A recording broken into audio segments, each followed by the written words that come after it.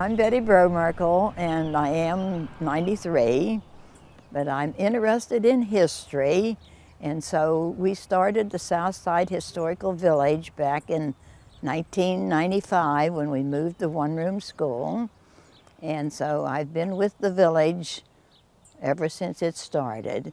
So we have a tour coming today of 22 students, and I'm going to be talking about the early history, the Indians living here, and about the Revolutionary War, and then I'm coming up to the one-room school, which was started in 1834, and I'll be telling them the way I went to school, and the students will see a big difference from the way I went to school and the way they go to school today.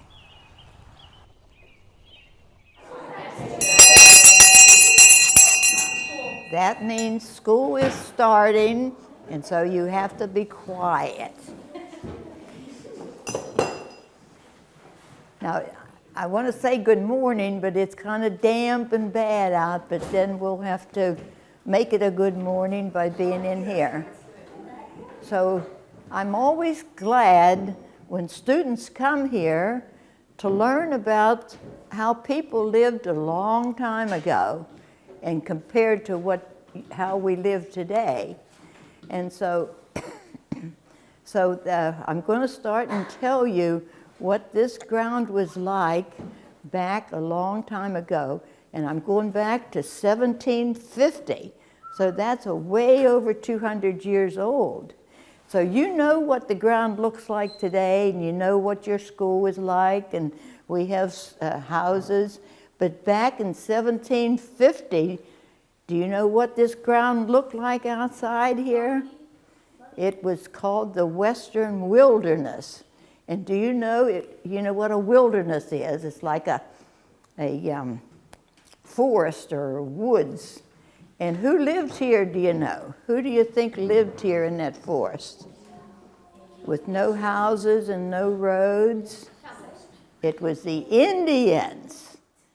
In the 1600s and the 1700s, people started to migrate over here from other countries.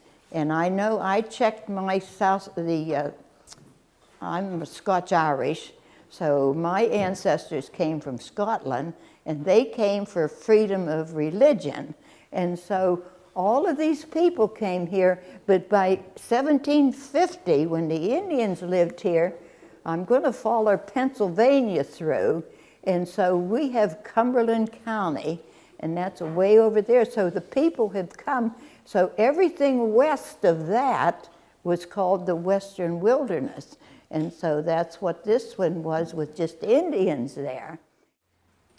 And so they passed the Public School Act, and they said all children should have the opportunity to go to school and to learn. And so they passed a law that all the children had to go to school, but there wasn't any schools. So what are they going to do? No schools. And so whenever they got Beaver County formed, then they divided Beaver County up into different townships. So each township had school directors, and so they had to locate where to build a school just like this. Only the school that I went to had 4 windows, so it had to be bigger than this school. It had 4 on each side. So anyway, the school directors went to the farmer. They picked out where to locate these schools because this isn't history to me now, because I can remember when I started in first grade and when I went to these schools and how we had to walk, and we had to walk at least 2 miles. And so they had to locate these schools so that everybody within that 2 miles radius could go to that same school. So the teacher we would come in at 9 o'clock, and they passed a law that all of the teachers had to read from the Bible. So that was called our morning exercise. And so she would read from the Bible, and then after she was finished, each one of us stood up beside our desk with our head bowed, and we prayed the Lord's Prayer together. and then we would salute the flag. We had to learn to write with this pen. Now you'll see those little holes in all the desks. I have ink wells that goes in there, but I don't dare put ink in them. And so we had to learn to write with this kind of a pen, with this point comes out, we'd dip it in ink, and we had to make ovals, and then we had to go up and down, and we had to write. They say in public schools now, they're not teaching the kids to write, they're printing. And that is terrible. You've got to learn to write.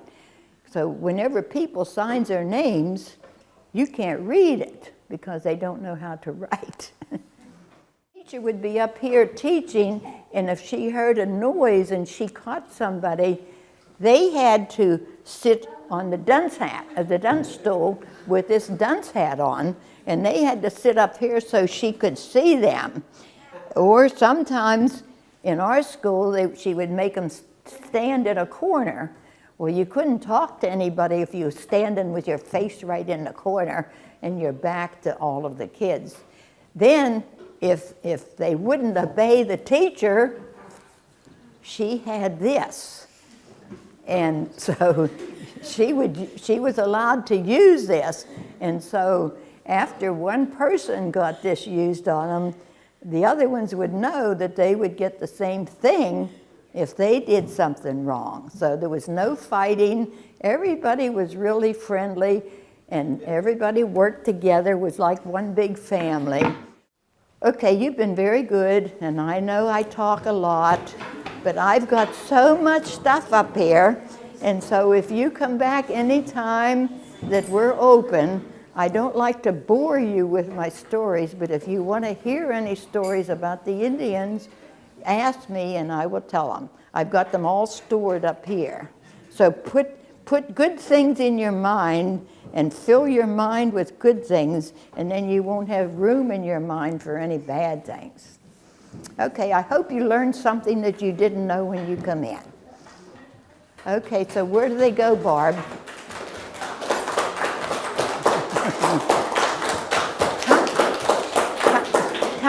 Come back again when we're open to visit with me.